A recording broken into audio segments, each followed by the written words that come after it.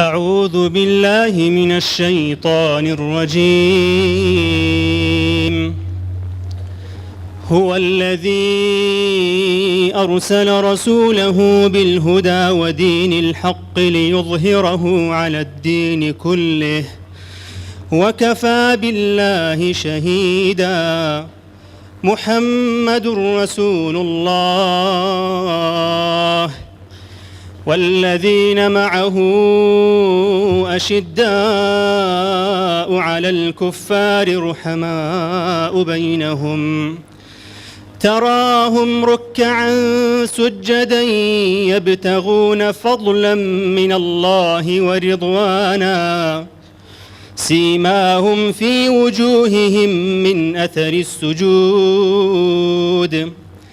ذلك مثلهم في التوراة ومثلهم في الإنجيل كزرع أخرج شطأه فآزره فاستغلظ فاستوى على سوقه يعجب الزراع ليغيظ بهم الكفار. وعد الله الذين آمنوا وعملوا الصالحات منهم مغفرة وأجرا عظيما. بسم الله الرحمن الرحيم. يا أيها الذين آمنوا لا تقدموا بين يدي الله ورسوله واتقوا الله إن الله سميع عليم. يا أيها الذين آمنوا لا ترفعوا أصواتكم فوق صوت النبي ولا تجهروا له بالقول كجهر بعضكم لبعض أن تحبط أعمالكم وأنتم لا تشعرون. إن الذين يغضون أصواتكم عند رسول الله أولئك الذين امتحن الله قلوبهم للتقوى لهم مغفرة وأجر عظيم. خۆشەویستم، هەرچەند ڕێگات سەخت و هەڵدێر و عاسەیە کەچی سات لە ساتێ چاتر پێت بەگوڕترن لەم ڕێیە. خۆشەویستم، ئەتۆ نور و تەوحید و ڕەحمەتت پێیە کەچی جەزیرەت العەرەب هەزاران ئەبوو لە هەبوو کەعبەت اللهش 360 بتی لێیە. خۆشەویستم، ئەتۆ هیدایەتی خواییت لە ئامێزە پڕی سینەت سۆز و خۆشەویستی و ڕێزە کەچی ئەبوو جەهلی دێزە لوتی لە تەوقی ئاسمانە و سەریشی بۆلات و عوزا لە عەرزەیە. ئەمە مێژووی پێشوو ئێستا و ئایندە و داهاتوو. وا تێمەگەن ئەم ململانەیە نوێیە چاوتان تیژ و ورە و پۆڵا و ڕێگاش ڕۆشن ئاشکرایە سەرنجامیش سەرکەوتنی هەتایە بۆچەیە. ئامادەبوانی خۆشەویست، ئێستاش گوێ لە قەسیدەیەک دەگرین لەلایەن مامۆستایانی بەڕێز مامۆستا ئازاد بەرگرگەی و مامۆستا شوان سرێشمەیی با بفەرمونون. وابناوی خوادەکە من الابتداء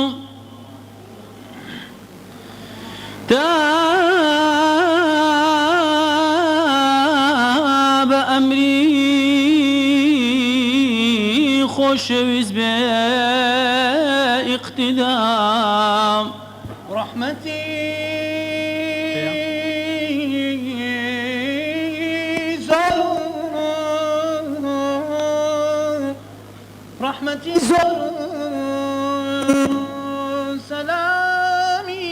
سلامي خواي مبين سر محمد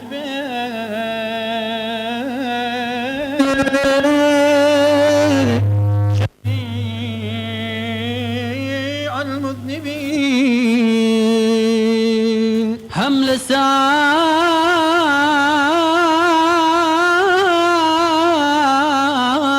آلو أصحاب يا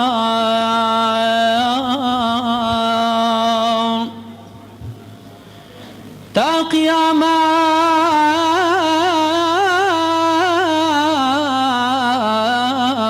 هردمشي 100,000 بزماني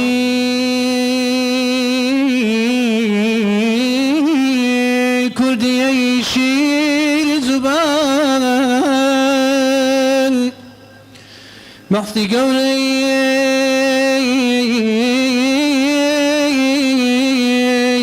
هدو عالم كم بيان مولاي صلي وسلم دائما أبدا على حبيبك خير الخلق كلهم بناوي أو خداياك كاملة وبكرا بخش الدايا وميرابا خواني بيت الحرم مولاي صلي وسلم دائما أبدا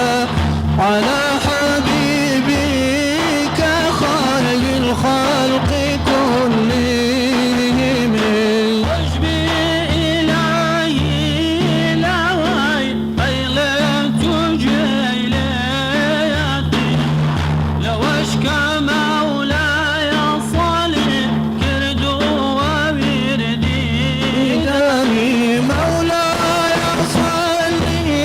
وسلم دائما أبدا على حبيبك خير الخلق كلهم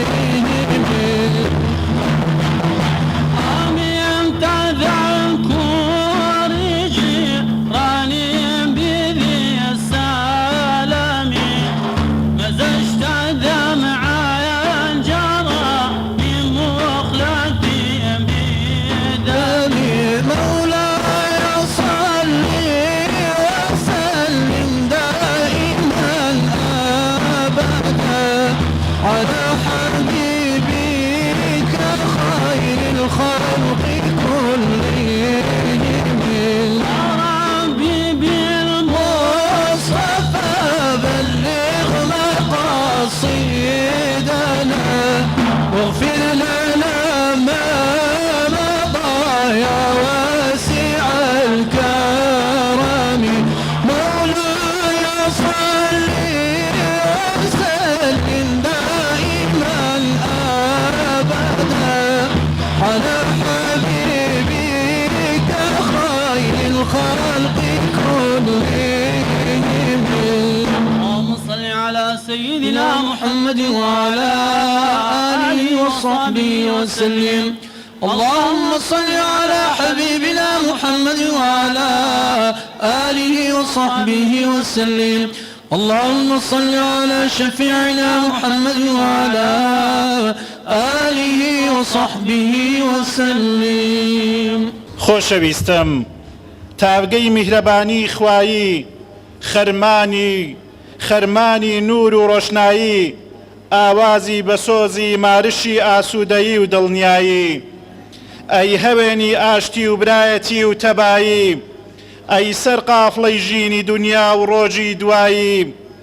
ئەوەی زمانی بەناوی پاچی تۆ نەپژێ ئەوەی سینەی هەوای کوێستانت هەڵ نەمژێ ئەوەی لە پڕشنجی نووری دەستوری تۆوە وەرنەگرێ ڕێنمایی تا هەتایە دەسلێتەوە لە ناو زۆنگاوی گومڕایی ئامادەبوانی خۆشەویست ئێستا شتەی بە خێراتن لەلایەن بەڕێز مامۆستا مەڕوان گەڵاڵی بەرپرسی مەڵبەندی سۆرانی کۆمەڵی دادگەری و ئەندامی سەرکردایەتی جەنابیان با بفەرمووێت. الحمد لله رب العالمين والصلاة والسلام على أشرف الأنبياء وخاتم المرسلين محمد وعلى آله وصحبه وسلم. بناوي خوم كارجران وأنداماني ملبند سرجم کادیرانی کۆمەڵی دادگەری بە خێراتنی مامۆستایانی قەدرگران و خوشکان و برایان و سەرجەم چین و توێژەکان دەکەین و بە ناوی هەمووشمانەوە بە ناوی دەڤەری سۆرانەوە زۆر زۆر بە خێراتنی مامۆستای بەڕێز و خۆشەویست مامۆستا وشیار جافەرانی دەکەین لەوێ ڕاتا ئێرانە بەخێر بێ سەرسەر و سەرچاومان و خوازیاریشم خوای گەورە بە گەورەی و عەزەمەتی خۆی چۆن لێرانە کۆی کردوینەوە لەسەر حەوزی کەوسەر بە خزمەتی پێغەمبەرمان بگەێنێ عەلەیهی سەڵات وسەلام یاخوا بەخێر بێن سەرسەر و سەرچاومان وەسەلام عەلەیکم وەڕەحمەت الله وبەڕەکاتوه. خوای گەورە پاداشتی مامۆستا مەڕوان بداتەوە. خۆشەویستم، ئەی ڕەونەقی جەرگ و هەناوی ئامینە، ئەی مزجێنی شەبەقی چاوی عەبدوڵڵا، ئەی گەنجی نەو هەتاوی ماڵی حەلیمە و پاکترین هەناسەی سینە، ئەی هاوڵی مرد منداڵی 12 ساڵی ئەبوو تاڵیب، باوڕ پێکراوی خەدیجە و خاڵی لە زەهرەی خیانەت و بوخل و چینە، ئەی لاوی دامەزراوی زرنگ و بەزیبک و گورج و گۆڵ، ئەمینداری کۆمەلگایەکی گەندەڵ و هێڕ و هڕۆڵ، خاکە لێوەی تێرامان و وردبوونەوەی تەنیایی ئەشکەوتی حیڕا، دڵ بێدار ئەی تروسکەی حەقیقەتی بەردەم هەزارەها داهۆڵ، گۆڵدانی دەستی حکمەت و وەحی و ئیقرە و جوبرائیل، تاڤگەی بەرفراوانی بەزەیی و چاوی خۆر و دەستی سپی و سۆڵ، پەیڤە نەرم و نورانیەکانی بانگەواز. ئامادەبوانی خۆشەویست ئێستاش گوێبیستی سرودێشتر دەبین لەلایەن مامۆستایانی بەڕێز با بفەرمونون. أنوار عالم محمد صلوات شاهدته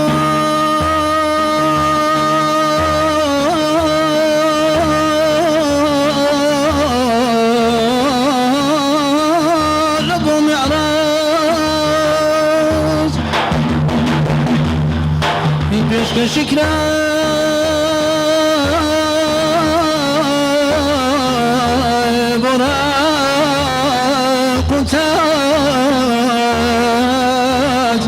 والله باب متمول بالطول المحتاج انوار عالم صنوات يا قربان البيت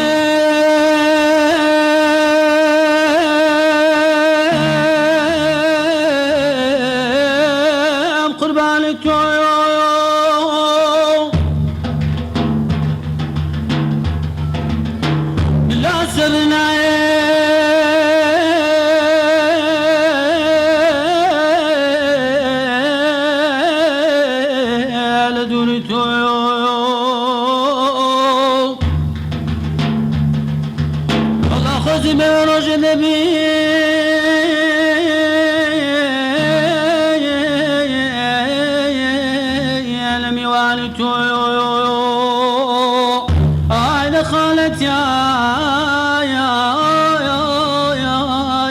رسول الله يا اسمعنا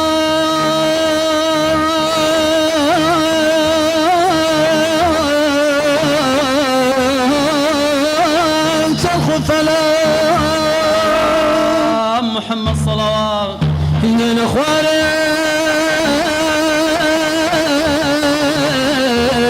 حوري وملاك وخدايك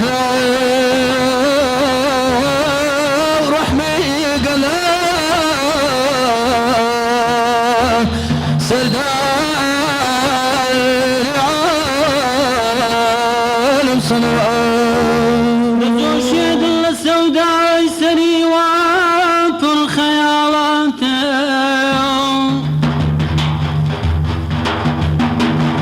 لغيري درسي عشقا وخون ابو سعيه ومطالاته اوين اظاني حالي دلك باوص في حالاته حبيبا خذ أزاني بول عالم بمضالاتهم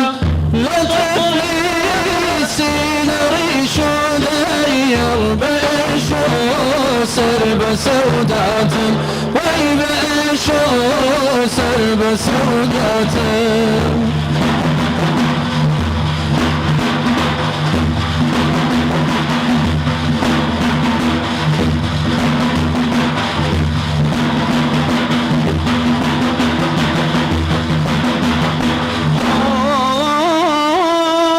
لذكر قد غفرنا برح من تابعيتما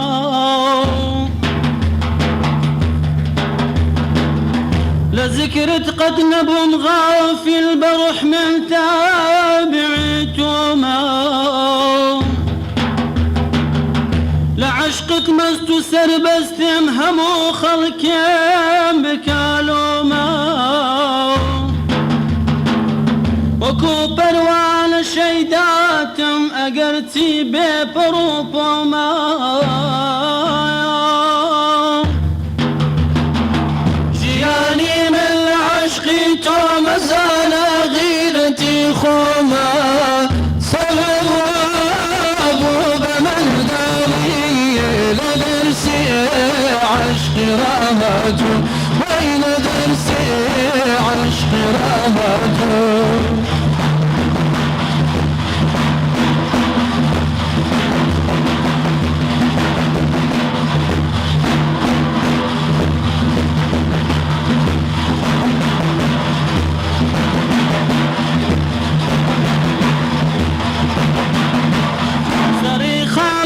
سوداك تشلو سودانا كم جانا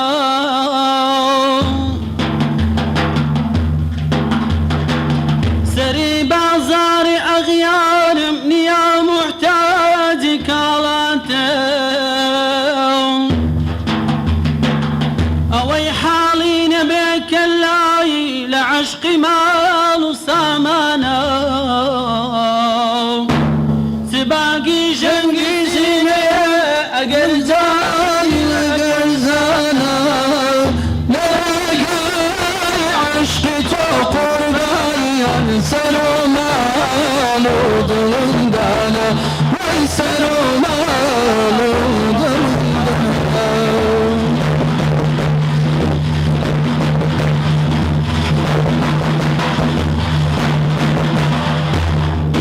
اللهم صل على سيدنا محمد وعلى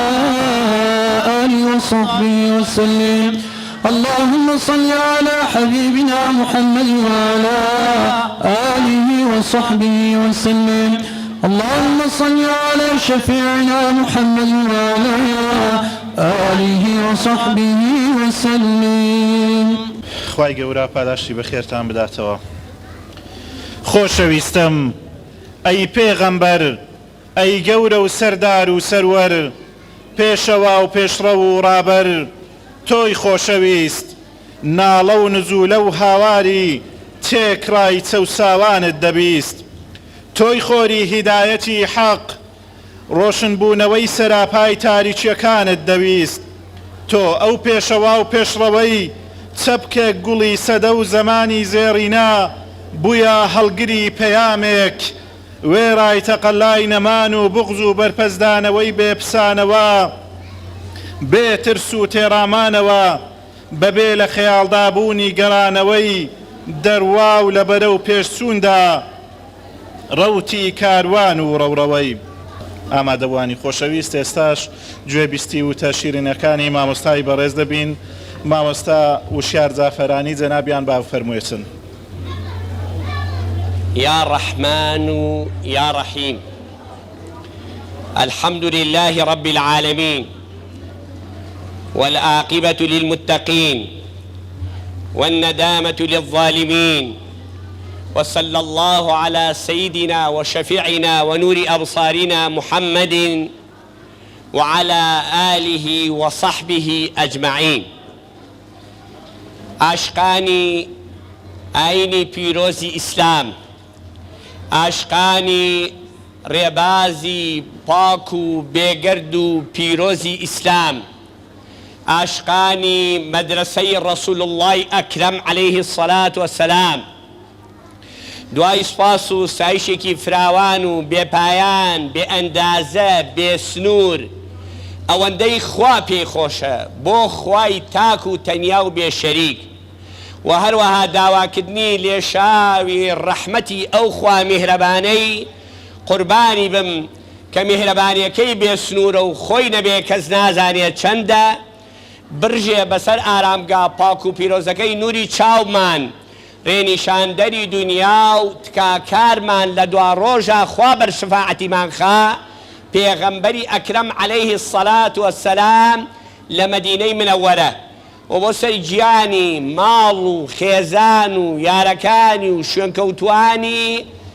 بەگشتی و بە تایبەتی بۆ سەردڵ و دەرونی ئێوەی بەڕێز خۆشەویستان سوپاسێکی بێحەد و بێسنوور بۆ پەروەرگار کەم بەم سیما جوانانە خوای پەروەرگار قەدەرەکەی وابوو بەهۆی مامۆستا مەروان و کاکە شیروانی گوڵەوە بە خزمەت ئێوە بگەین دڵمان لە ئاستی یەک محەبەت هەبووە لە دڵمانە بۆ یەک ئیتر قەدەرەکەی خوا بۆی ڕێخستین کە بینە خزمەتان لە پیرۆزترین مانگدا کە مانگی لەدایکبوونی ڕابەرەکەمانە وەکو حەزەتی ئەبوبەکر فەرمووی بە دایک و باوکمە و بە قوربانت بم ئەی ڕەسوول ئەڵڵای ئەکرەم ئەگەر تۆ نەبوویتایە ئەم خوشک و برایانەمان لەکوێ دەبوو ئەم خوشک و برایانەمان لەکوێ دەست دەکەوت لە سای ئیسلاما دەستمان کەوت مامۆستا مەلاکەریمی بیارە خوا دەرەجەی عالی کە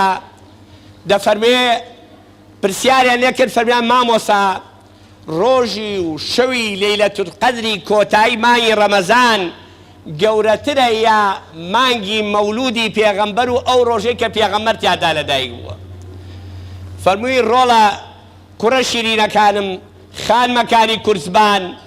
ڕۆژی لەدایکبوونی پێغەمبەر لە لەیلەتولقەدریش گەورەترە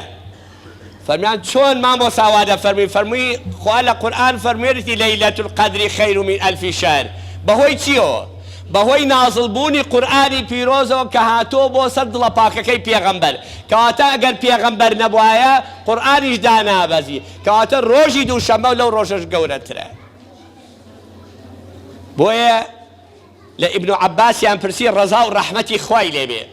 فەرمیان ئیبن عەباس تۆ گەورەی دیا پێغەمبەر صلى الله عليه وسلم چی فەرموو فەرمووی من پێش ئەو لەدایک بووم بەس ئەو لە من گەورەترە بە ڕوتبەی پێغەمبەرەکەی محمد رسول الله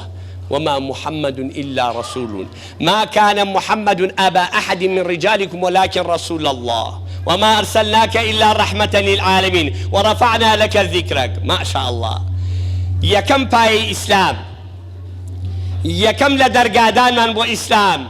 داخلي إسلام بين بكلمة شهادة أشهد أن لا إله إلا الله وأشهد أن محمد رسول الله يعني بدل شايتي دم بزمان إقراركم بيجقل أخواي الله بحق حج خوايق نية شايني برسدن به وبدل دي سنة ودوبارة شايتي دم بدل بزمان إقراركم محمد بيغمبري خواي صلى الله عليه وسلم أما نعمتي كي قولي عزيزة كانم جابوه بيغمبر فرمي عليه الصلاة والسلام سرا معي دادا بدايكان وباباوكان دا فرمي دايكان وباوكان کۆرپەکانتان ئاشناکەن بە سێ وشە بە سێ کەلیمە یەک با خوا بناسێ بە ئەم مناڵە بزانێ خوای ئەڵڵایە ئەم دەردانەی کە ئێمە ئەمڕۆ تێوتراوین و بۆمان چارەسەر ناکرێ هۆکارە سەرەکیەکەی ئەگەڕێتەوە زان بۆچی لەبەرەوەی ترسی خوا لە دڵدانیە کە پێغەمبەرە فەرمێ عەلەیهی سەڵاتو وەسەلام فەرمێ خوایە پەناگرم بە تۆ لە دڵێک کە خاڵیە لە خۆفی تۆ جوان سەرنج بەر لە فەرموودەکە خوایە پەناگرم بە تۆ لە دڵێک کە خاڵیە لە ترسی تۆ ئەها سەیریکەن ئەزیزەکانم ئەگەر بێت و ئەم دڵانە خۆفی خوای تیابێ ئەم زوڵمە نابێ ئەم غەدرە نابێ ئەم خیانەتە نابێ ئەم بەرتیر خواردنە نابێ ئەم دزی و داوێن پیسێ نابێ هەموو هۆکارە ڕئیسیەکەی ئەگەڕێتەوە بۆ خۆفی خوا لە دڵی خەڵکانیە و ئەفکارەکانی غەیری ئیسلام هەموو هەوڵێکیان شەو و ڕۆژ مادیەن معنەویەن هەوڵەدەن ترسی خوا لە دڵی خەڵکان دەرکەن بۆیە ئێستا بە هەرچی شێوەیە بە هەرچی هەوڵێ هەوڵەدەن بۆیان چارەسەر ناکرێ بەڵام ئەگەر بێت و ترسی خوا و خەڵک لە ڕەقابەی خوا بترسێ بۆ خۆی بەختەوەرە بێت چەند نمونەیەکتان عەرز دەکەم مناڵێک تقریبا 3 ساڵ عمرێتی مناڵێکیش تقریبا 6 ساڵ عمرێتی دوو کچن خوشکی یەک ڕمانی ڕەمەزان بە ڕۆژوون مناڵە پشکۆلەکە بە ناوەنجیرەکە ئەڵێ فلان کەس ئەڵێ ئاگات لێبێ لەژێر قادرمەکانە شت نەخۆی نەڕێی دایک و باوکم چاوی تێوەنێ خوا چاوی تێتەوەیە. جا ئەگەر مناڵێک ئەگەر نەوەیەک ئەگەر جیلێک ئاوا پەروەردەکرێ ئەم زوڵم و زۆرا بێ نا دڵنیا بن نابێت. مامۆستایەکی بەڕێز کە هەمومان خەرزاری مامۆستایان تەبەن بە ئیجازەی ئەو مامۆستا بەڕێزان بۆ من شەرمەزاریە کە ئەوان دانیشتون قسە دەکەم، بەڵام ئەوە لوتفی خۆیان وەکو قوتابیەکی ئەوان قسە دەکەم. مامۆستایەکی بەڕێز لە قوتابخانە خوێندکارەکان تاقی دەکاتەوە، ئەڵێ کێ ئەتوانێ پەلەوەرێکم بۆ سەر بڕێ و کەس ئاگای لێ نەبێ، هەر کەسێ سەری برێ و کەس ئاگای لێ نەبێ وعد بێ دەرەجەی باشێ دەبێ. هەمووی بەعید دێتەوە لە مامۆستا من ئەوم سەرڕێما ئەوم سەرڕێما ئافەرم یەکێکیانە گری ئەڵێ بۆچی یەکریت؟ ئەڵێ مامۆستا تەکلیفەکەی تۆ زۆر قورس بووچی پەلەوەرێ سەبری قورسە وتی بەڵێ وتی چۆن وتی تۆ فەرموود لە شوێنێ سەر برن کە کەس ئاگای لێ نەبێ، چوومە ژێر زەمین چوومە سەربان چوومە هەر شوێنێ خوا ئاگای لێ بوو نەمتوانی سەری بڕم. فەرمووی ئافرین تۆ لە دەرەدەوە ئان کەوتن. نمونەیەکی ترتان بۆ دەجەرمەوە برایانی مرور خوا مۆفەقیان کە خوا یارمەتیان بە. برایانی مرور کامێرەیەکیان دانا بۆی سورعەتی سایقەکان کەمکەنەوە، چونکە خۆتان دەزانن لە جیهاندا ئەوەندەی بە حادیسەی سیارە مرێ بە شتی تر کەمتر دەمرێت. خەریکە وەکو حەربی عالەمی لێ دێ هەتا لە بۆشی بە بناڵە ماڵە بۆش لیان پرسیوت ئەم شەڕە چی بوو لەگەڵ عێراقا کردێ ئەم هەموو خەڵکەکە بە کوشتی نا بەقەر حادیسەی سیارە خەڵکم نەکوشتەوە دوو وڵاتم ڕزگار کرد. سیارە ئەمڕۆ بۆ عیاذ بالله بۆ بە مەلیک المەوت و گیانی و عالەمەوی بە سیارە دەرەچێ، سیارەی کوژێ، سیارە لە ناویە بە باشە. برایانی مرور خوا مۆفەقیان کە هەڵسان کامێرەیەکیان دانا بۆی سورعەتی سیارەکان کەم بکەنەوە، بەڵام سەیریکە مش چارەسەری کێشەکەی نەکرد. چۆن سەیری بەندە خۆم لە ڕۆژێ لەگە برادەرێکدا بووم ئۆتۆمبیلی لێخوڕی بڕواتان بێ زۆر بە سەریعی دەڕۆی قەدەری خوارد لەگەڵ ئیستۆپێکی ناوەختی کرد بڕواکە ئەگەر پشتێنی سەلامەتیەکە نەبووە ڕەحمەت سەرمان بیا بە جامەکە و جامەکەمان پشکاندایە کە چوینە ئەوە بۆ مامۆستاوەکەتی ئەها کامێرەکە بۆی غرامەم نەکەن باشە کە چوینە نزیکی ئەو کامێرەی کە ئەم بە کامێرەیە زانی براکان مەزان چی بوو سەتڵێکی خۆڵ دانرا بوو ئیبرایانی شارەوانی گسکەکەی بەسەرەوە بوو لێی بوو بە کامێرە مامۆستای بەڕێز ئەگەر لە ڕەقابەی ئیلاهی بترسایتە لە کامێرەکەی ئەڵڵا بترسایتە خوا تەنەزولی پێ ناکردی بۆ تەنەکەیکی خۆڵ ئەو خەڵک لە خوا ناترسێ بۆیە ئەم زوڵم و زۆرە بەرقەرارە. ئێمە یادی لە دایکبوونی پێغەمبەرە کاکە کێ بە پێغەمبەری و محەممەد ئەمین کێ پێی بوو مسلمانان ناوەڵڵا ئەی کافرەکانی قوڕەیش پیانەوە کافرەکانی قوڕەیش لەقەبی ئەمینیاندا بە پێغەمبەر پیان دەوتی محەممەد ئەمین باش لەسەر سەفا خوا کە ئینزاری پێغەمبەری کرد فەرمووی وەزیر عەشیرەتەکە الئەقرەبین خزمەکانی بان کەرەوە کۆیان کەرەوە کاکە ئیسلامیان پێ بگەنە پیان گەنە لە ئیسلام پەیامی ئیسلامیان پێ بڵێ باش لەسەر سەفا خەڵکەکەی کوردی خەڵکینە بەڵێ ئێوە من بە چی ئەزانن یان بە پیاوێکی دەست پاک دایان پاک زمان پاک ئەمین بە قیمەت بە نرخ بە شەعامەت باش ئەگەر بڵێم لەو دیۆ جێشێ دێ و ئێستا ئەدا بەسەرتانە بڕواکەن ئەرەوەڵا بڕواکەن بۆچی بڕواکەن خۆی چی لێ نییە فەرمی لەبەرەوەی تا ئێستا درۆمان لە تۆ نەدیوە درۆ لایەقی تۆ نیە و درۆ نەکردووە لە 63 ساڵ عمرا درۆیە نەکەی ماشاءڵڵا خوا پەروەردەی کردووە هەر لە پشتی عەبدوڵڵا تاسکی دایکی هەتا ناو قەبرەکەش خوا سەرپەرشتیەکە بۆیە ئەم دینە شەو ڕۆژ لێی دەدەن بە ملیارات ملیار دۆلار سەرفەکەن کەچی سوبحانەڵڵا ئەوان بوون بە ڕەشەبا ئیسلام و دینی محەممەد بووەتە پشکۆ و ئەگەشێتەوە ئەو تا سەردڵیانی گرتووە ئەو تا ئەوروپا هاوارێتی لەسەر ئەو بانگەوازی ئیسلام ئەو تا کەنێسەکاریانە فرۆشن و ئەیکەن بەچی ئەیکەن بە مزگەوت ئاگاتان لێبوو پاپا هاواری لێبەرگۆتی نازانم ئەم ساڵ چییە وەکو بوومەلەرزە لێ یابین وایە بەجارێ خەڵک ڕووە کاتە ئیسلام و ئیسلامە بێ هۆی چییە نازانین خەڵک بێزار بوو لە داوێن پیسی بێزار بوو لە درۆکردن بێزار بوو لە فێڵکردن بێزار بوو لە خیانەتکردن بێزار بوو لە چاوبەستکردنی خەڵک بێزار بوو لە خۆکردنە چاوی خەڵک بێتاقەت بوو هەناسەی نەما ئەو ئەفکارە ئیلحادیانە سەیریان کەن هیچیان پێ نییە بەخوا هیچیان پێ نییە چەند نمونەیەکتان بۆ ڕۆژێ لەگە برایەک ئۆتۆمبیل لێخوێتی مامۆستا وتم بەڵێوتی مامۆستا من بڕوام بەخوانی ئەعیاذ بالله هیچ تینە یانی تۆڵی خوا نییە ناوەڵی ئاوا وتم بڕوان ناکەمەوە مەش خوێنەوار و شارەزابی هەندێک بەڵگەی علمی بۆ بێنەوە سەربوونی خوا بەڵام ئێستا کۆمەڵێ نمونەی سادە و ساکارت بۆێنەوە ئینشاءالله بە ئیزنی خوا قەناعەتی پێکەم کە خوا هەیە بڕواتامێ عەزیزەکانم بۆ خوای کە سەمیع و بەسیرە سیارەکە دووتەنیە بۆ پیکاب لە هەورازەکە کوژایەوە لەگەڵ کوژایەتی یا ئەڵڵا خۆی ئێستا تۆوتی خوا نییە ئەم ئەڵڵای لە کوێنە دوو لە ڕوویەوە پەرژینێکی قایمەتی گوم خواردم جا هەر جارێ 100 جار گوت خوارد چکم ناماقۆڵ ئەوە خوا ئەوە گوت دەرخواردەیە پێت دەسەلمێنە کە ئەڵڵا هەیە حەی القەیومە حەی القەیوم ئانی چیان پێ نییە بەخوا فەبوهیتە الەذی کەفەر برادرێک گوتی مامۆستاوتم گیان وتی من بڕوام بە لەدایکبوونی عیسا پێغەمبەر نییە بۆچی؟ ئاخر مامۆستا شتێک بڵێن ئێوە عەقڵ بیرڕێ عەقڵ بڕکاتم چۆن وتی ژن حورمەتمێ بۆ خوشک و دایکانم ژن بە پێ پیاو چۆن مناڵێ بێ آخر خەلەلەکەوەیە تۆ ئیمانێ بەخوا نێتی نەخێر بڕوام بەخوا هەیەتم نا ئەگە بڕوام بەخوا بێم چەنە بازیە ناکەی چکم خوا کە بڕیارێکیدا ئیذا قەضا ئەمرا ئەن یەقوڵە لەهو كن فيكون بيني كاف ونون هیچ نییە بەوەندە بێوێ چی بێ ئەیکا بڕوا بەخوا نییە مشکلەکەتی وەڵا بڕوام باوتم درۆکەیت بڕوا بەخوا نییە بەس یەک نمونەی دەلیلێکی عەقلیت بۆ دێنمەوەتی ئادەی وتم تۆ ئەنجومەنی بەڵێ وتم کچێکمان لایە ناوی کچەکە نهابم لەبەر حورمەتی ئەو وتم ئەو کچە شووی نەکردووەتیە وتم بۆ کەپرە برنجە حەو مناڵەوەتێ حەو مناڵی بۆ نووسیوە بۆی بەعی بەنێ عەبدێکی کە تۆ مەخلوقێکی لە مەخلوقەکانی خوا توانیتە حەو مناڵبەی بە کچێکی شوو نەکردوو خوایە کە خالقی کەون و کائیناتە ناتوانێ مناڵێ بابە مەریەم بەخوا کە چاری دەمی تۆ ناکەوتم آخر تۆ ئێوە هیچتان پێ نییە فەبوهیتە الەذی کەفەر کوفریی پێ نییە کوفر بەتاڵە ئەفکارەکانی ئیلحاد ئێستا کە یەندێنە ناو ئیسلامەوە نەفرەت لەو بەرنامەیە بە نەفرەت بێ ئەو بەرنامەی کە 100 ساڵە عومری بەسەریە ڕوا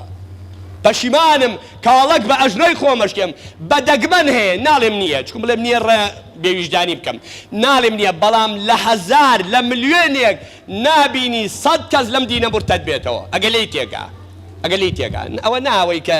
عادەتیە ئەوەی ناکە ئیشی پێیەتی ئەوە نا ئەوەی کە لە حەقیقەتی دینەکە تێدەگا بڕوا ناکەم لە دین واز پێێنێ وەکو یارانی پێغەمبەر عەلەیهی سەڵاتو وەسەلام سەحابەکەی گیرا بەدیل فەرمیان یەک کەلیمە زۆر داوای شتیان لێکە بەڵام بە یەک کەلیمە نامێ زۆر کاتتان بگرن بە یەک کەلیمە وتیان نەجاتێ دەبێتی چییە وتی تۆ حەزەکەی ئێستا پێغەمبەر بینی عەلەیهی سەڵاتو وەسەلام لێرە عەزابی بینی تۆ ئازاکەنتی نە وەڵڵی بۆ وتی ەزایی چیتیە تی حەز دەکەم هەرچی گۆشتمە لێکەنەوە هەرچی ئەسقەریش بە بیارە بەڵام دڕکێ نەچێ بە گیانی پێغەمبەردا بوومە لەسەر شەتوانی ئەمە هەڵکەنی هەڵی ناکەنەوە عەقیدەیە چۆتە دڵەوە چۆن وازی لێ ئەوەی کە کابرای کوردەوتی ئاسم گەرەکە کە ئاسنەکەی دەکوتە هەرێ ئەڵڵا لە ئاسنەکەیدا پانی ناکەوتی ئابیە بەبرا تی ئەم لێی دایەکسە پانی کرەوتی ڕۆڵە ئەو فەرقی ئەو ئەڵڵای من و تۆچی وفتی ئەو ئەڵڵای من لە دڵ مابەوەی تۆ لە دەمتایە بۆیە دەوری عەزیزەکانم ئومەتە نازارەکەی پێغەمبەر سەڵسەم لەسەر سەفا و مەروە کە فەرمووی دەمادەم وایە جۆ بگرن جوا سەرش بن ئەم قسە ڕەحمەتی ئەو خواتان لێ بێ فەرمووی خۆ درۆتان لە من نەدەوتینەوە دەفەرمی سوێن بەو خوای کە خالقم خوا بە پێغەمبەر من ڕەوانەی کردو بۆ لای ئەبوو لەهەبی غەزەب لێ گیرا ها خوا چۆن بەپەنگی کرد براکانم قەسەم بە زات و سیفەتی خوا هەرچی دوژمنایەتی ئەو پێغەمبەرە کابێ لە منەزەمەی TRO خۆی ببێت ڕۆ بێ ئیتر درۆنگزووی کەوتووە چکم خوا وعدیە ئینە شانیئەکە هووە الئەبتەر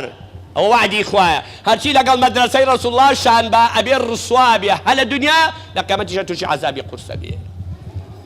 چی پێوت تی خوا بتکوژێ ئەمە بووە قسە پرۆپوچە کۆ کردێتەوە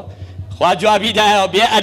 بێئەدەبی نەکەی بەرامبەر پێغەمبەر تەبەت یەدا ئەبی لەهەب هەتا ماوین موسڵمانان هەڵێکی تەبەت یەدا لەبنا جۆ ئەبوو لەهەب هەی بێئەدەب بەرامبەر بە پێغەمبەر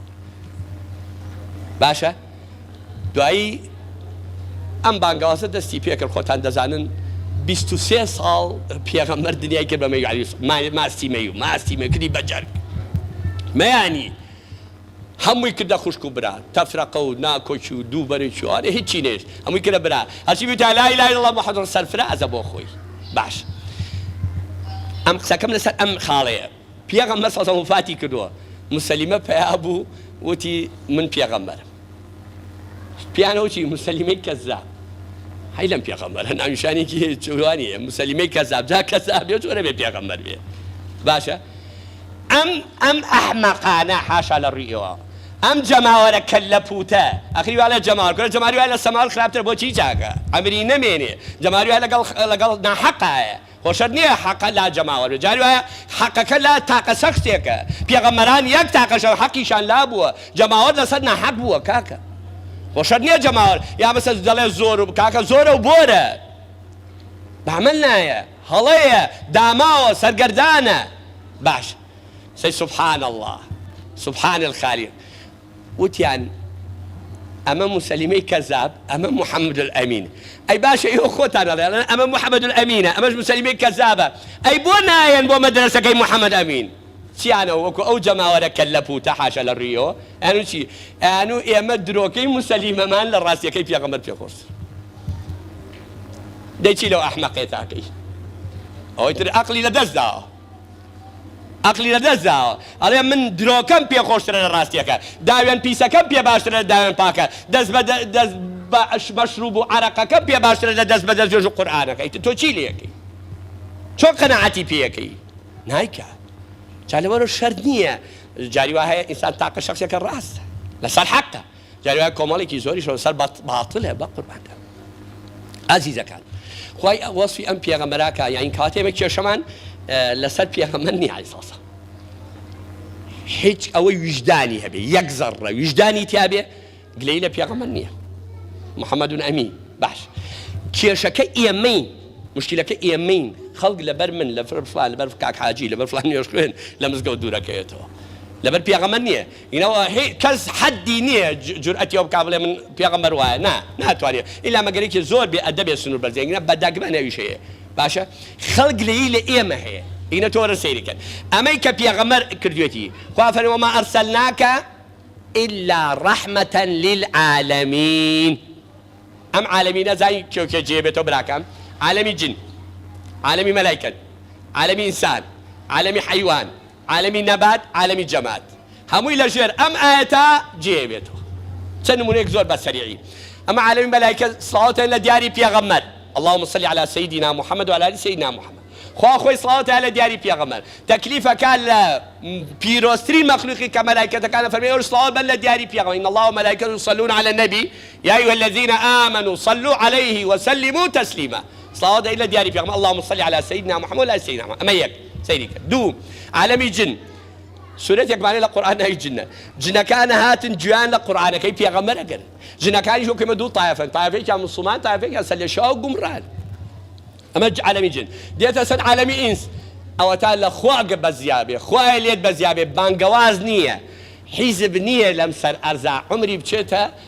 سال دوای فرت بزار ام تفکالو نعلتکالو اول قتایتو بوله عملیتونه من توصل الى من شاتو من مالی وران تو رنجران بابا تو لعنتی لیکا بانگوازکی پیغمبر 1450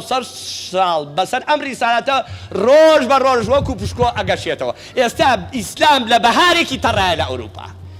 مجدتان لبه استا اسلام لبهاری کی ترى دارکان تازه خون چاکن گولی جوان پرورداکن گولی جوان دینن مجدتان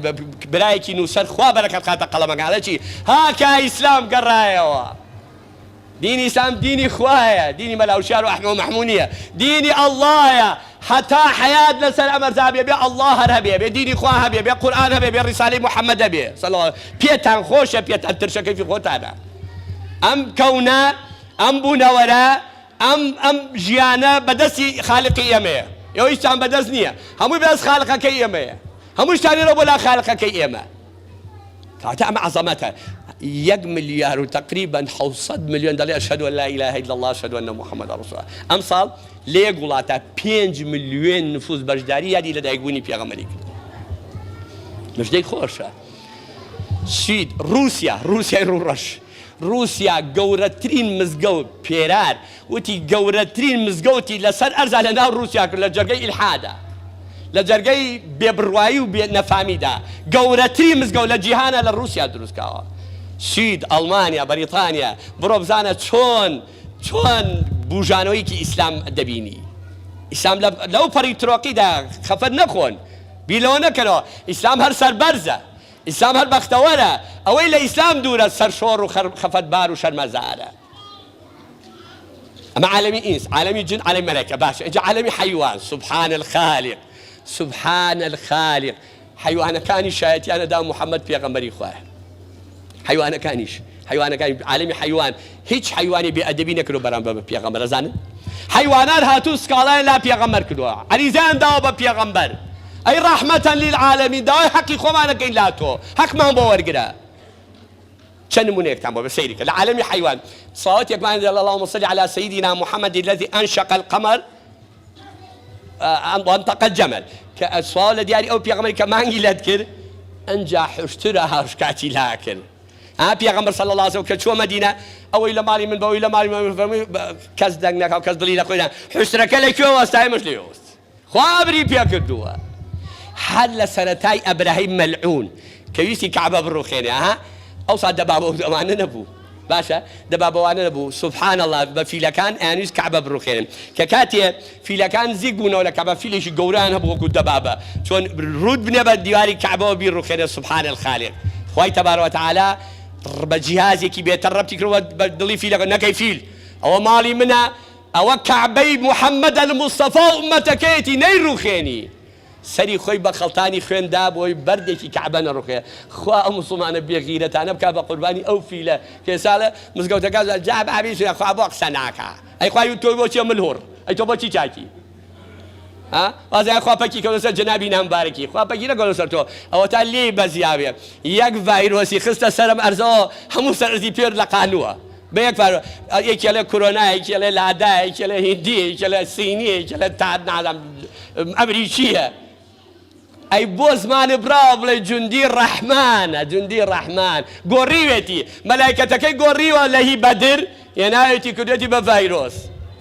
هەموو دینای کردە کورەوە بڕۆژوورەوە پیاو نییە بڵێ من هەم بڕۆژوورە دەی کەس دەرگا نەکاتەوە کەسە لەگەڵ کەس نەکات عەرز ئاسمان بەحر جەو هەمووی وەستان هەمووی وەستان تیارە ئەو تیارانە و مەڕن مۆڵیان خواردن لە مەتارە بۆیان نییە هەڵفڕ حەدیان چییە قیتار ئیش ناکە سەفینە ئیش ناکە سیارە هەمووی لە عەتڵ کەوت هەمووی پەکی کەوت جوندی خوا لەسەر ئەرزە حەتان چییە بڕۆژوورەوە بابەجا ئەمە موسیبەتە ئەها چۆن خوا ژیانی لەو خەڵکە تا کردو بە ڤایرۆسێ بە ڤایرۆسێ منعەتە جەولە چییە تارە هەڵ ڕادارە نا ئەی ساروخە ئەنوو ساروحی عەبرەقاراتەیە تارەی بێفرۆکەوانمانەیە ئێمە شەمانە ئەوەی ئەڵڵایە تيرن عبابيل كان خليك كونه إيش بإذن إخوة ترميهم بحجارة من سجيل فجعلهم كعصف مأكول أتان كابا كاي خورا قرطان بس لقال خوا شركا كاتما حقيقة باش مع عالمي إنسان سيدك عزيزة كان بيغمر صلى الله عليه وسلم فرمي آفرتي شو جهنم وهم تنبيستوتان آفرتي شو جهنم لبرشي لو يبشي ليك عبس قردن قاردين داوي ما في حيوانك نبي ظلم لا حيوان يشكله باشا صحابة كان لقى خدمتي أبون بيغمرها بريقا تيري كاتوب دوري بيغمر بزماني حال هواري كر يا رسول الله يا رسول الله يا رسول الله فريابكو بيغمر فرمي أمبلا ورشتي كده قوما ونازع مسيرة كيشيا صحابي فرمي يا رسول الله أوكي ليو هاتين ليو هيلاني كي لبدو بس كتابة دي خواص سلامتك عاشكاتك بس كاكاني ببرلاكا بيغمبر ودينكي بيغمر أقل حاكم بنايا لي بلوري ظلمي لي بكري نايا حيواني بحيواني خوي ظلمي لي بكري خوا قبولناك تو ظلم حيواني بكي مرۆڤێک لە مرۆڤەکان عەبدێ لە عەبدەکانی خوا چۆ بەهەشت لەبەر سەگێکی لە تیرەتی ڕزگار کرد ئەمانی کە دەڵێن سەخۆ بە ماف بێ وەڵای ئەبێ هەموومان ئەمەگە قەڵە و خەپە بین هەر نەوەمان نەبێ بێ بازۆڵێکمانەوە بێ ئەو مافی ژنەوە ئەمە مافی مناڵ ئەمە مافی خوێنکار ئەمە مافی بزنە ئەمە مافی حیوانات ئەی کوا ماف هیچیش هەر قسەی زل و هیچ کابرای ئێرانی قسەیکی خۆشیانێ ڕەحمەتی خوان لێوێ تی بە کابرا جاوان معریفەت دەنێن وەکو خۆمانایە ماڵین لە خزمەتای ئەوان بە شێوەیەکی دەڵێ نۆکەرتم ئەڵێ نۆکەرتم وتی کابرای لە گەڵۆتی وەڵا کەرێ بۆ باش بە نۆکەرم بۆچی باشە ئەی تۆڵێ مافمان من ماف چی لێ بکەم بێم بە نان بێم بە ئاو بێم بە جل بێم بە دەرمان بێم بە کرێخان و هیچ مافی چی کوا ماف لەکوێ با بۆری گرین نییە ماف لا ئەڵڵایە ماف لا رسول الله وەرە لەوی وەرگرن أوش عالمي حيوان أجاسي عالمي نبات سبحان الله دارو درختكان صلاوي أنا كل بيغمر سبح لله ما في السماوات وما في الأرض وأنا زعل هاليوم تسبيحة وسيما بالله تسبيحاتك إيش بدعية داس بركلو لقوا بدعية پارانەوە لە خوا بیدعەیە ئەی قوربە سەرم یادی لە دایکبوونی پێغەمبەر بیدعەیە ئەی چی بکەین ئەمە موسیبەت لەخواش نەپا هەر نوێژێکی بێڕۆح وەکو مزگەوتەکان بوو بە تۆبل عەدلێکە کابراچێ دەژوورە کەسیش نابێ قسە لەگەڵ کات ڤایرۆسی تەوقەش نەماوە ئەنجامەوەیکی ژایە 2 مەتر و نیش بینمان بێت جای تر بۆ خۆی چۆڵ هەر دایخەن و با نەمێنێەوە ئەم نوێژە بۆ ڕەحە بۆچی باشە لە تەوافا بووین لە تەوافی دەوری کەعبە برایەک دەستی براژنمی گرتی وازام قەد وا بۆی هەڵ نەکەوتوەوە دەستی بگرێ تەوافیانێکی ماوەسا بەخوایە نەخۆشە منیشتم خۆشیەکەی چییە زام ڕۆحی یعنی ئیسفادەی لێ کردووە وتی مامۆسا تۆ نازانیتم وەڵایی بزانم تۆ چۆن لەزەتت لێ چەشتووە وتی وەڵا لێرە دەزوێش دەژن ناشکێتم ئاوا وتی ئاوتم باشە قوربان ئەوە هۆی چییە لە سلێمانی دەزوێش ژنەشکێ و لێرە ناشکێ نایزانیتم منە ئەقڵم پێ ناشکێ نەوەڵا نازانم تۆ پێم بڵێ خێرتەکە وتی ڕۆڵە پێغەمبەر حەنەفی بۆتم قڕ ئاوا لە دین تێگەیشتووی جا لەبەرەوە ئازیزەکانم بەخوا بەوە نییە خەڵکێ زۆر داماوە خەڵکێ زۆر سەرگەردان خەڵکێ زۆر ماڵوێران برادێرە شوێ تەلەفۆنی مامۆستاتم بڵێ تی کۆمەڵە پیامەقول لە ماڵێ کۆبووینەوە دەمە تەقیەکەین باشە بەقوربان وتی مناقەشەیەکمان بۆ بە تووشەوە وتمە سەفر تەلەفۆن بۆ مامۆستاکەم تم دەی فەرموو ئاجاوەم و پیامەقول نزاقا منیش نایزانم تی نانە تۆی زانی تم ئادەی تی مەرخەی پێغەمبەر لەکوێیە مەرخەی پێغەمبەر تی ئاتم تۆڵی لەکوێیەتی لە مەکەی ئێدە تۆ بردووتە تۆ دیێ منیش وا لە مەمانە ئینکاریەکەن تم لەکوایە براکەم تی پەڕۆڕەشەکە مەرقەی پێغەمبەر نیەتم ئەی قوربە سەرم ئەوە کەعبەیە کەعبەی لێ بۆ بە مەرقەی پێغەمبەر ئەمە موسیبەتە ئەزیزەکانم برایەک دەم چەرمووە لەگەڵ ڕێزمە ڕیشپیە بڕواتان بێ وتی مامۆستا ئێوە ئەم زمانی ئێوەمە زۆر جیاوازە لەگەڵ زمانی پێشووتم بۆ وتی ئەم عولەمانی پێشوو هەر باسی ئیمامی شافعی ئەسا ئێوە بێقەزا من ئەمە حەنەفی ئەمە مالیکی ئەمە ئەحمەدیە بیستان پیا کردو بابا وەڵڵی ئەمە پەیامان نەکە خۆیان هەرە بوون پیاو بوون ڕیجال بوون وتی باشە ماوەسا من پرسیار لە تۆکەم توانتی شافعی دو هەمین پێغەمبەر نییە ئەی قوربە سەرم ئەی ماڵوێران خۆم ئەی داماو سەرگەردان ئەمە دەم چەرموو بێ ئەمە دەم ڕادێ دەم لارکێ جوانە باش لە مەجلیسێکی من نیکاح ناکەم لە 85ەوە خزمەتکاری میحرابیەوە نیکاح ناکەم ئەسباب زۆرن ئێستا نامەوێت کاتان بگرم لە مەجلیسێکا بووین ئافرەتەکە هاتۆ شووەکە سبەی نەبێ بە دایک ئەگەر خوا عومەر باقیکە بەلە باش من دادەگیان پایەکانی ئیسلام چییە هیچ سڵمون بکوون هیچ نازانم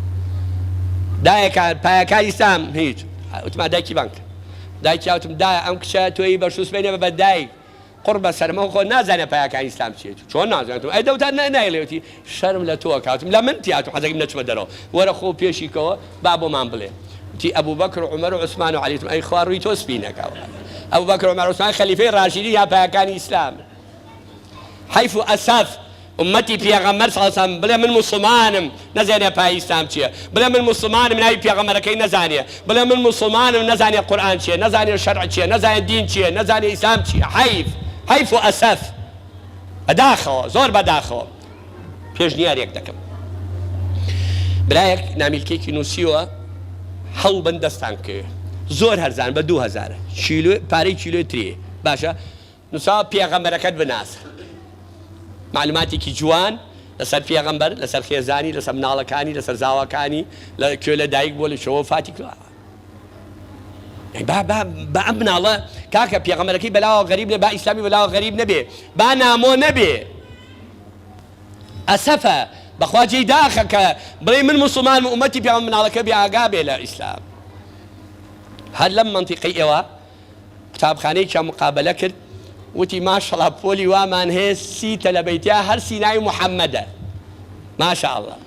تی باشم چۆن بخێنکاران لێکە وتی وەڵا بۆی باوکیانە وتی هی وایە قەدەری خوا باوکی جارێکێکە بە باپیرانە لێی چکەینەوە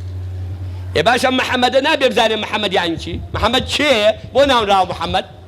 بە ناوی پێغەمبەر صلی الله علیه وسلم هەتا عەرەب قسەیەکیان هەیە ئەڵێن کە چووی بۆ کوردستان گول کاکە حەمە چووم هەوی کاکە حەمێ ئەوەی ناوی محەممەدە محەممەد نییە ئەحمەد نییە مەحموودە ناوەکانی کە کەریمە حەمە کەریم ڕەحیمە حەمە ڕەحیم جەبارە حەمە جەبار حەمەیەکیان پێوەلکانەوە لە خۆشەویستی پێغەمبەر مامۆستا مەلا مەحموودی ئازادی خوا ڕووی ڕەحمەتی تێکا فەرمووی مناڵ بووم لە حەوشەیەکا بووین 9 ماڵی تیا بوو 9 باشە وتي بلوعكم كل مدة وشوتي ساعة مالك وتي خلاو بلوع بقرأ جملة تي خلا لقلتوا ما لما بلوع بقرأ وتي والله بقسم لك وتي هات أخوار الجوي كردي خلا لقلتوا مني وتمنع تناو خلني وتمنع نمنع محمود نعم خلني ناو كنا شيرين مكان من محمود ها مقامي محمود ناوي رابرم أحمد هاوي تريان محمد كاكا تو بلا أم ولا أم بلا أم محمد ناوي خوي ناوي باوشي ناوي منالي كاكا ناوي زاني بخوا غريبة بلا سيدي كمن أرى رجال شما شنو تو تماني بيغمر يجي هشتاعي شو حفتاعي شو شصت هاي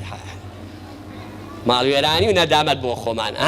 هر خواب وي بزانن أم محمد مجدت يعني مقصة كان لكوتايا بيتا خدمة قصة كان لك هر خوا هل أساسا هل لا هنا ناس آدم بو سر أرز حسابي بو أم بيغمر كدوا سيدي كم بلا برا حزيكي بتشكولا تخوابا من علاقان تعمل بابيرين شدا لدسي راس معنا نسراو هجدا زور رونو أشكرا نسراو هجدا أمش نسراو هشتاويك كوي كينوا نو ناو كي خوايا أي ليكي دركن عمري رسول الله شصو السيد بيفتان نتشيتو تخوام علاقان تعمل فيركن لدسي راس نسراو هجدا لدسي تم نسراو هشتاويك كوي كينوا نو ناو كي خوايا أي ليكي دركن عمري رسول الله اللهم صل على سيدنا محمد وعلى آل سيدنا محمد عزيزة كانم من زور خوش حال بوم أمرو بروجي لروجا خوشكاني جيانم توماريكم كلا خدمتي إيوادابوم كومل مجدتان دبي وكوتاي بوتارك ديالو پیغمبر صلى الله عليه وسلم فرمي حو كومل هن لجير سيبري رحمتي خوا نيكي لو أنا لبر خوا خلق خوش بيه لبر خوا رقي لخلق بيه حاجي قار هبو بيايك زور دوست مو بيايك بيانيكو كاقي اسماعيلو آن وتي ملاو شارتم جان تي خوزگا توزي جوانيش بيتا خلقا خوشيتم مهم حاجي اسلام جوان الدكا اسلام جوان الدكا كابراي بيوتي ملاو شارتم ملاوتي من عمرم زوريش قرام زلام يوكتم كم توش بوا يك عيبت هي خوزگا وعيبو نبواتم والله ان شاء الله بيملا باذن خواهوش من تي والله ام اسلامتي ونبوا عيبونتم اي قرب سر او اسلامتي نبوا شرحوا جابلاني من لا كانت بها اسلام كوتي كردوم اسلام كنترولي كردوم اسلام لا ترسي خوانا ويرم سيركم لا ترسي خوانا ويرم زمان بخراب لا ترسي خوانا ويرم جوله حرام بقر لا ترسي خوانا ويرم داين بخراب بكال بيدم لا خوفي اسلام مني عليك قدامه اگر اسلام نو بيش بياو خور ابو مخل فالاماري خلق مداد زيمك خلق مروتا كده فالاماري خلق مداد زمان بغدبو قسي خراب مذكر قسي ناشيرين وناروام ذكر بو شرفي خلق امراي اسلام كنترولي من كرو نايله يا مامو قرزاري اسلامي اقل من اسلام لو خلق بشوي يشرب ناقري اي اوكي جوله من اقل بالخوا جوله من كمن الخوشيه بالخوا خوشيه يجي بنتي كبا منيه هیچ معاملەیەکیش لەبین مانانیە هەرچیش معاملە هەمووی زۆربەی زۆری دوای پەشیمانی لەدوا بەڵام ئەم برایەتی ئیسلامیە پەشیمانی لە دوانیە لە قیامەتی ئینشاءالله ئەجری لەسەر وەرەگرین الأخلاء يومئذ بعضهم لبعض عدو إلا المتقين بەخوا هەرچی بەرنامە هەیە هەمووی لە یەک ڕاکە کوڕ ئەو کوڕەیە عەلەمەکە بێتە ناو قەبرەکە لەگەڵ خۆی حەجی چییە عەلەمەکە گەن بەچاوێ ئەوێ بڵێ لا إله إلا الله محمد رسول الله على بي خوما النبي ناخوا لا إله إلا الله محمد رسول الله أو شهادة نبي أو كارتي بطاقة نبي بقوا ناتي تباش لا تدخلوا الجنة حتى تؤمنوا ناتنا باش حرام عليك كإيماني نبي يترحز زكاة همو دنيا بكا بعطون همو دنيا بكا بين اللي ورناجي تكون إيماني لقلاني بوشي إيشو كردو برولوي ورقلان من موظفي أوقافهم لكاتي شركاك شريدا عجو خواني بينينو یەکەم وەزارەت کێ معاشی وەرەگرت پێشمەرگە ئیشمان پێشەڕەکە باشە شکر شەڕ نەما لەخوا بەزیاوێ ئەنجا کێ وڵات تەربیە یانمانەگرین دەرس ناڵێنەوە باشە کاکەتانکەین بۆ وەزارەتی یەکەممان مەگرن بە قوربان دەرسەکە بڵێن بەڵێ باش بەخوا دوایی والیا بێمنەتیش بوون لە مامۆستا مامۆ مەکتەب خەریب داخرێ وتی ئەنجا وەزارەتی سەحە کورۆنا برارڕۆ یەکەم کەس دەبێ سەحە وەریگرێ بۆ لەبەرەوەی خزمەتی خەڵکە باشە ئەی مەلا وەڵام مەلا ئین ئەجرە ئیلا عەلە الله با قیامەت وەریگرن بۆ دواوە چاولێ من ئەگەر بڕۆم ئەمانە بڕۆم بۆ وەزارەتی سەحە بڵێم کاکە من کارمەندی حکومەتی هەرێمی کوردستانم ئەوەندە ساڵ خزمەتی مێ شادم ئەمەیە ئەو نییە کاکە زۆر زەرورم نەخۆشیەکەم هەیە لێم قەومەوە یا مشکلەیەکم معاشی ئەم مانگەم بەنێ لە وەزارەتی ساڵەتی هەوسەوە تو ئەقڵێ دەست ناوە نەوەڵە بوو ئەی کاکە تۆ مۆزەفی ئەو قافی هاتووی لە سەحەت داوای پاراکە ئێ کاکە خۆرە یەک حکومەتەوە یەک سەرکردەبارە یەک پەرلەمانمانە یەک حکومەت فەرقی چییە؟ ئەم مانگە لە ڕێی خوا بێمەڵێ کۆ دەبڕۆ مامۆسەبی من بۆ شێتخانە عەقلی دەدەزە هاتۆ تۆ ئیش بۆ یەکێکی کاکەی داوای پاداش لە خواکەیە ئەینەی خۆی تاڵە ئەینەی خۆی تاڵە ئیش بۆ چێکەی لەوی وەرگرە ئیش بۆ چێکەی لەوی وەرگرە چێت دەوێت چێ پێشەواتە چێ ڕابەرتە لەگەڵ ئەوە ئیشەڵا حەشرەکە ئەوە ئەسڵی مەسەلەکەی ئەسڵی مەسەلەکە ون نەکەن ئەسڵی مەسەلەکە ئەمێ عەزیزەکانمی بۆ ئیش چێ ئیشەکەین پاداش لە وەرەگەین بۆ خوا ئەمانداتەوە إن الله لا يضيع أجر المحسنين بابا پیر ئێمە ڕەحمە لە قەبرەکە وایە ئێمە پەروەردەکەڵێ خوا چاکەی چاکەکاران ون ناکە چاکە بکە و بێ بەدەم ئاو دێتەوە ڕێمە ئینشەڵا لە چاکەی مە پەشیمانی جا پێغەمبەر فەرمێ سێ کەس لەزەتی ئیمانی چەشتۆ کێ و کێ یەکێ لەوانە دوو کەس لەبەر خوا خۆش یەکتریان خۆش بێ لەبەر خوا ڕقیان لە خەڵک بێ باشە سێ پێغەمبەر فەرمێ صلی الله علیه وسلم کۆمەڵە کورسی هەیە لیوای تایبەت لەوێ شەیە لە قیامەت کۆمەڵە کورسی تایبەتێ بۆ کێ ئێوانە ئەوە بۆ ئەو کەسانێک کە لەبەر خوا خەڵکیان خۆشێ لەبەر خوا ڕقیانە لە خەڵک ئەوە فەرمایشتی پێغەمبەرە جا ئینشەڵا ئێمە ئەو مەحەبەتە هەڵەگرین بۆ قیامەت بە ئومێدی ئەوەی کە ئێمە خوامان لە هەموو کەس خۆشترە ئینشەڵا بێ بەگوێگەین بەدەم نا بڵێ خوام خۆشێ بە قسەی نەکەی لەگە دینەکەی خوا نەبی لەگە شەریعەتی خوانەوە درۆک بەخوا برا یعنی حەقیقەتێکتان پێ بڵێم مامەی پێغەمبەر زۆر پیاو بەخوا ئەو ئەبوجەلەش کەڵە پیاوی عەجایب بووە پێغەمبەر ناینا ئەبوجەلی نەخۆ بەخوا برا ڕیس عەشرەت بۆ پیاوێکی پیاوانە و ناودار و ئەزایی بۆچی نێ و نایلە بەخوا ئیزایی لا ئیلە ئیلڵا حەقە بەڵام وەڵڵای کاکە ئەوەی لا ئیلە داوایەکە بۆ من جێبەجێ ناکەی کوڕێک بە منیتی مامۆستا وتمەتی بەخوا زان پەیامەکەیتەوە بەس بەخوا بەعمەلی من نەتم بۆتی من بێ ئەخلاقم نا ئیسلام فێری ئەخلاق دەکا وەرە ئیسلام زیو پێتەرکا درۆ پێتەرکا خیانەت پێدە داوای پیسی پێتەرکا هەموو ئیشی خراپ پێتەرکا ڕۆڵە جا ئەی بەخوا بۆم ناکەی بەخوا حەق لا ئێوەیە بەخوا دەزانم حەق لایە بەڵام بەخوا من ناپیاو زۆر خۆشە و حەقیقەتە بڵێ ئەو پیاوەتیەوە نەجابەتە ئەبوجەلیش ئەیوتی ئەی پێغەمبەر کوڕ من نەزانم تۆ خوا هەیە بەخوا چاکەزانم ئەی زانم تۆ حەقی بەڵام کاکە تۆش ناخۆش و کوڕم لات و پاتەی لە خۆ کۆ کردوتەوە بیلال و سوعیب و نازانم سەلمانی فارسیەمانەیەنی لە نژێن هەبێ شان با بەرشانی مناو جامە چۆنە بێ مزگەوتمان بۆ جیا کرد دیوەخانمان زیابێ پێی عەیب بوو وەکو بەرپرسەکانی بێ لەگەڵ ئێمان نوێشکە ئەبێ ماڵەکەشی جیابێ لە دووری قەبرەکەشی جیابێ لەگەڵ خەڵکان نەبێ ئەوە موسیبەتە ئێنە خۆ بەخوا باوکم هەرچی هەیە لەسەر یەک بەڵگەنێ نە عیلمی نە سیاسی نە ئابووری نە کۆمەڵایەتی بیسەلمێنێکە خوا نییە هەموو کەسە زانیە خوا هەیە بەڵام فەرقەکە لێرە کێ بە قسەیەکا کێ بە قسەی ناکا پێغەمبەری فەرمی قەومانی پێشەوە فەوتان بەوەی ئەم کەلیمانە ڕەبەنا ئینەنا سەمیعنا وعەصەینا ئەوە بیستمانەوە پشتماتیە ئێمە ئینشەڵا وا ناڵێ ئەڵێی ڕەبەنا ئینەنا سەمیعنا وئەطەعنا توخوا لەسەر ئەرزە ئێستا ڕووسیا ناڵێن ئیشتراکێتە سوید ناڵێن بوایە ئەوروپا باشە دەوەرە لەسەر ئەرزە ڕئیسی پەرلەمانی هەیە ڕئیس وزەرا هەیە بە کۆڵی خۆی شت بۆ پیرێژنی هەڵگرێت توا هەیە وەڵام ئەگەر بە خەو بیبین لە خەوتە باشە پێغەمبەری ڕەسوول الله صلی الله علیه و سلم بە کۆڵی مبارەکی بە قوربانی کۆڵی بم بە پشتی مبارەکی کۆڵی بۆ پیرێژنیە هەڵگرتەوە ئەویش ئەجرەکەی یایە کرێکەی یایەتی یەک نەسیحەتەکەم ئەخیەمە تیادەی وتی پیاودای پێغەمبەرێتێکە لە دینی بابا پیران هەڵگەڕا بە قسەی ئەو مەکردی ئەوەی ناویچێتی محەممەد کوڕی عەبدوڵڵاهی خۆ منم تۆیت یا ئەی قوڕ بەسەرم ئەشهەدو ئەن لا ئیلاهە ئیلا الله ئەشهەدو ئەنە محەممەدەن ڕەسوول الله ئەوانەی کە هاتن بۆ لا پێغەمبەر دوژمنەکان خوا ڕزاتانیەکە لە خەڵک مۆڕەم مەکەن ئێستا برا بە وەڵڵا بیللا ئێمە مسڵمانی وامانە پیاوی بینی دینیشی لەبەر چاوم ترش و تاڵ و بەعام دەمچا بۆ یابێکە خۆ بەکەوم ناکەی هاوە گرژ و تاڵ و بێلەزەت و بێتام سەلامیشەکەی جواب لێ نایەتەوە لەبەرەوە عەزیزەکانم ئومەتە ئێمە هەر کەسمان خۆشێ لەبەر خوا خۆش هەر کەسمان ڕق لێ لەبەر خوا ڕقمان لێ لەبەر کردەوەکەی ناگونجای ڕقمان لە شەخسەکە نییە ڕقمان لە کردەوەکەیتی لە شخصی ئێمە ڕقمان لە کەس نییە هەموو کەسیشمان خۆ بەخوا حەزەکەم هەرچی مەخلوقە لەم سەر ئەرزا هەرچی مەخلوقە لە سەرکاڵێن 8 ملیارەیە هەر 8 ملیارەکەی بچێتە جەهەنەمەوە لە من لە خەزانەی خوا کەم هەمووشی بچێتە بەشەوە من زەرر ناکەم حەزەکەم هەر هەمووی بچێت بۆ بەهەشت وەک پێغەمبەر سەڵسەم ڕابەرەکەمە فەرمووی وەک حەزەتێ بەکرد فەرمووی دوعای کرد ها فەرمووی خوایە ئومەتی پێغەمبەر نەخەیتە جە ئەگەرەشیان خەی لەشی من ئەوەنە گەورەکە پڕ بەپری جەهەنەم بێ بۆی ڕێگەی یەکێکی تر لە ئومەتی پێغەمبەر نەبێ بچێتە جەهەنەم من حەزەکەم هەموو خەڵک بچێت بۆ بەهەشت حەزەکەی خەڵک سەرفراز بێ لەش ساغ و تەدروست باش بێ زۆر عەزیەتما گەردنم ئازاکەن دوعاکانم بە زۆر بە کورتی دەکەم خوا بۆ خاتی ناوە جوانەکانی خۆی لە گوناحمان خۆش بێ خوا لە گوناحی دایک و باوکمان خۆش بێ خوا بارانی بە ڕەحمەتمان بۆ بارێنێ خوا شیفای بە ڕەحمەتی نەخۆشەکانمان بدا خوا بۆ خاتی ئیسمی عەظەم و ناوە جوانەکانی خوا هەر کەسێ بوو بە سەبەبی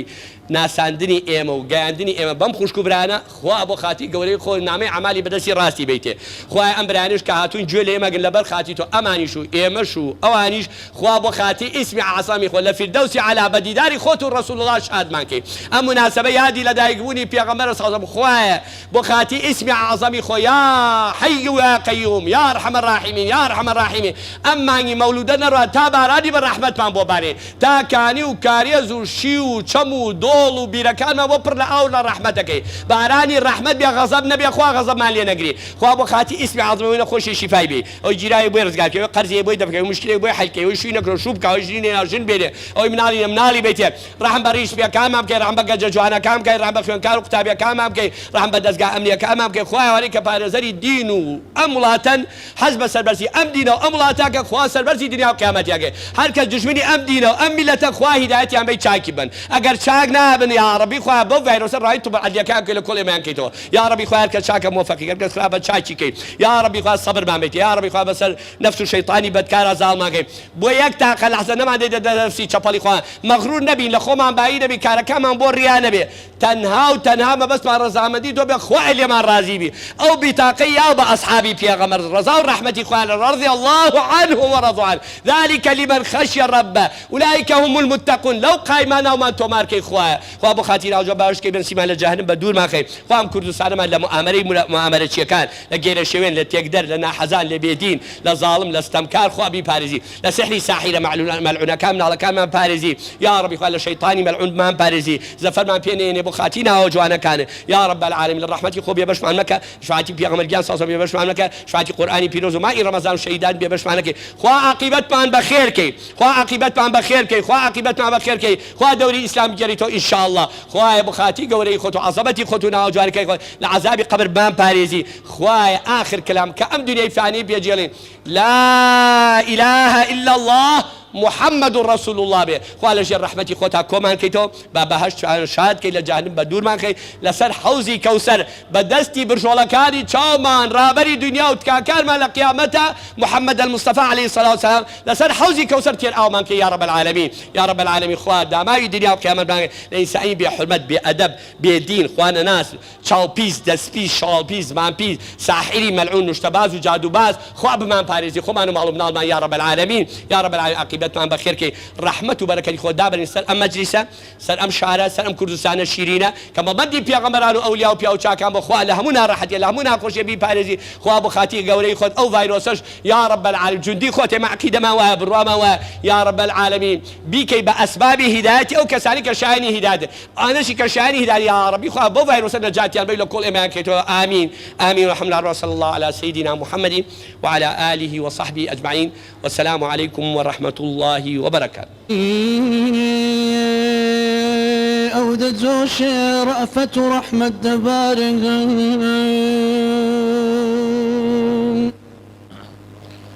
رؤوف هم رحيم وصف أوك وصف رحمن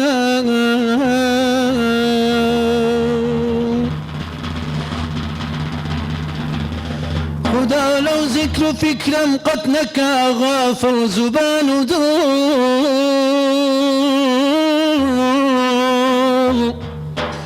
حتى غنت دلو سوس زباني باغ بستانا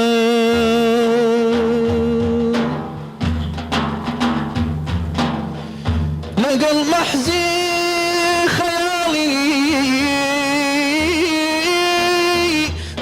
تاري بوت الشرطور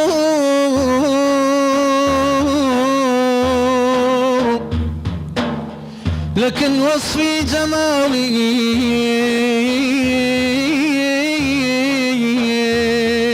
لا يواسي القلب دامنا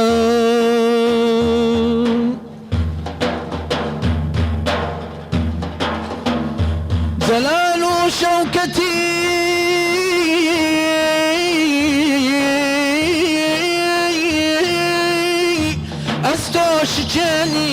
كشان ياسر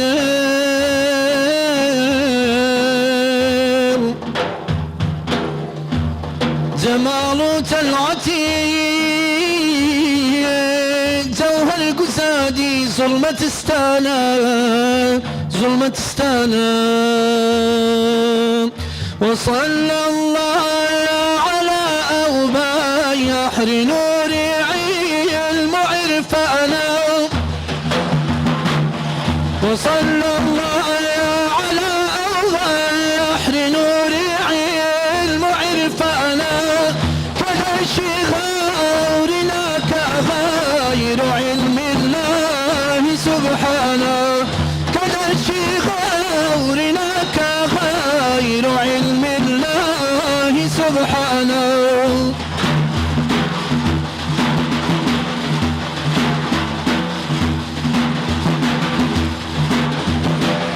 وصلى الله على أوذات باشي قدس آياته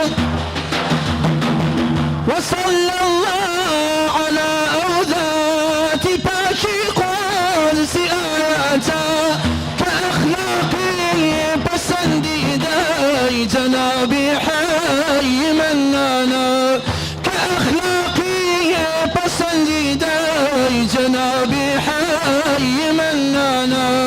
وصلى الله على بحر نور علم عرفانا وصلى الله على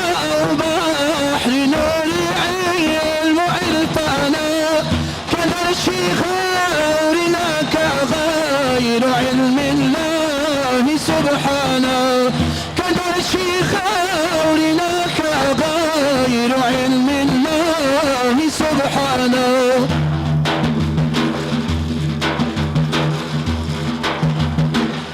وصلى الله على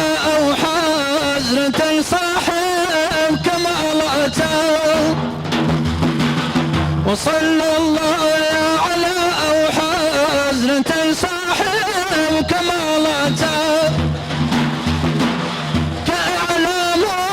شسي قربان بن من نور قرآنا ويفي درب يا رسول الله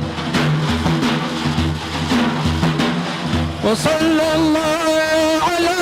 بحر نور علم عرفانا وصلى الله على بحر نور علم عرفانا كذا شغورنا كغير علم الله سبحانه كذا شغورنا كغير علم الله سبحانه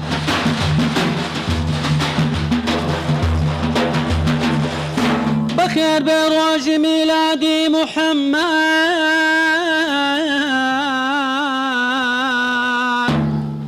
بخير بوقت إيجادي يا محمد بخير بروج ميلادي يا محمد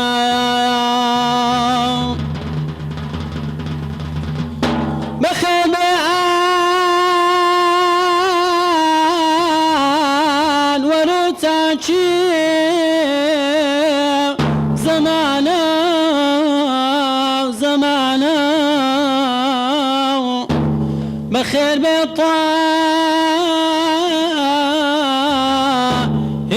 باكي زمانا يا محمد بو لدايق بو بباباتي محمد بو خدا فرموي لعالم يا أتوتاتي بخير بما لدو يا دي يا محمد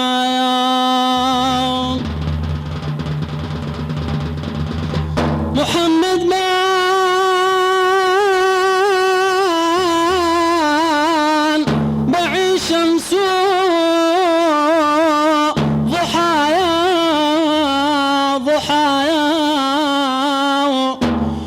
محمد راو نقي أرضو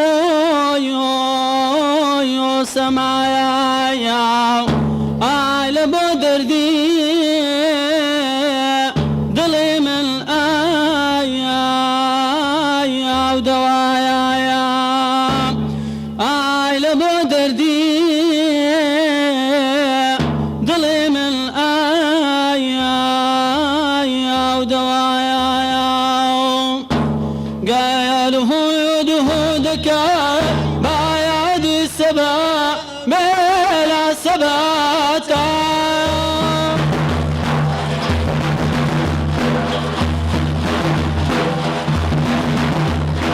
قايله يدهودك بايد السبا بلا سباتا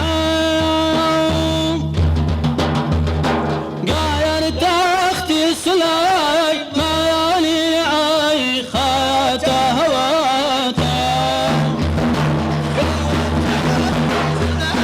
مالي عي خاتا هواتا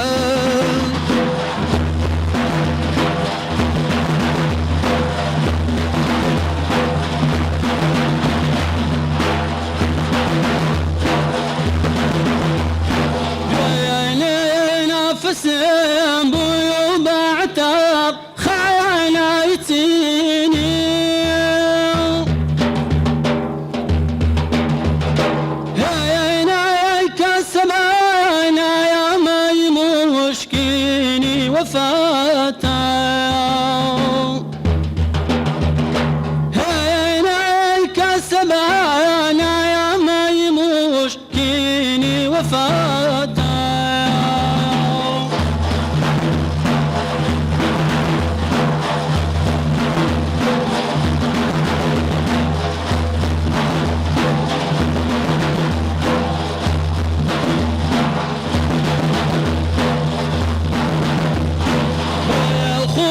كانتي ويدا يرضي يا ولادي رسول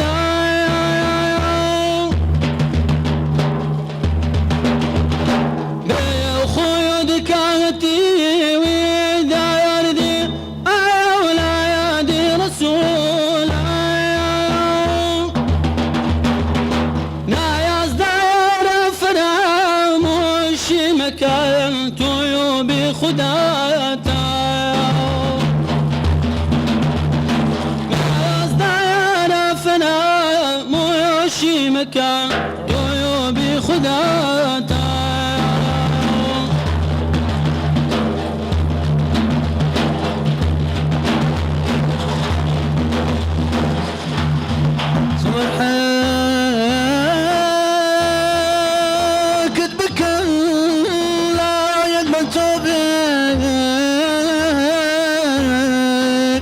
أي نوري تواني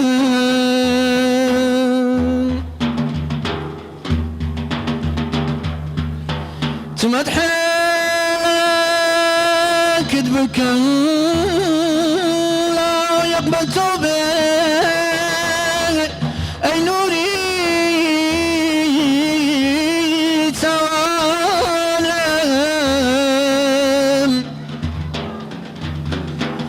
سندي بلان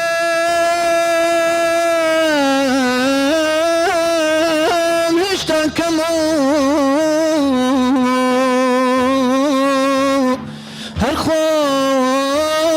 هالخوم بقر زار زانم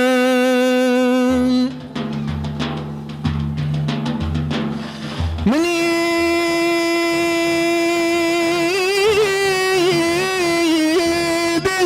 سجدان تضحك بدم بزبان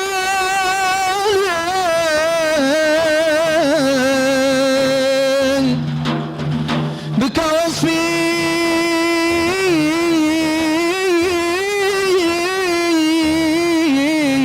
قوليته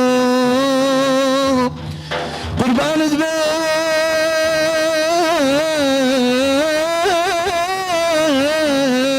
ذبان قلوب جان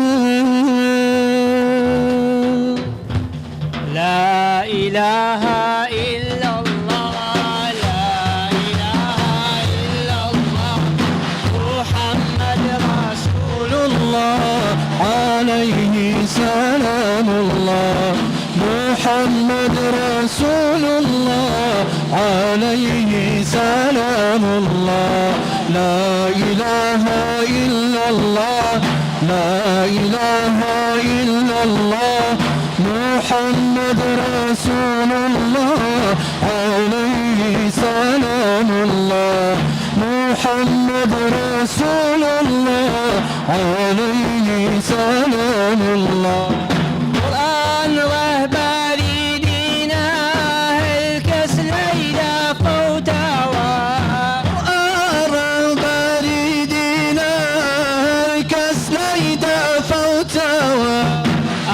آفرين بوك سايتو بيك الدوغباوا لا إله إلا الله لا إله إلا الله محمد رسول الله عليه سلام الله محمد رسول الله عليه سلام الله ضيق قيامة حقا كم صوب لا دنيا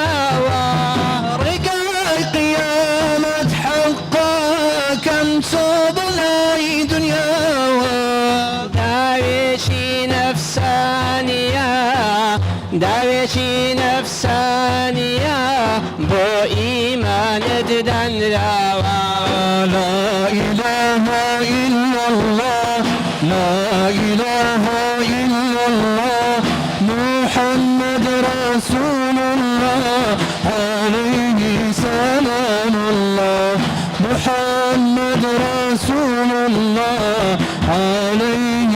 سلام الله اللهم صل على سيدنا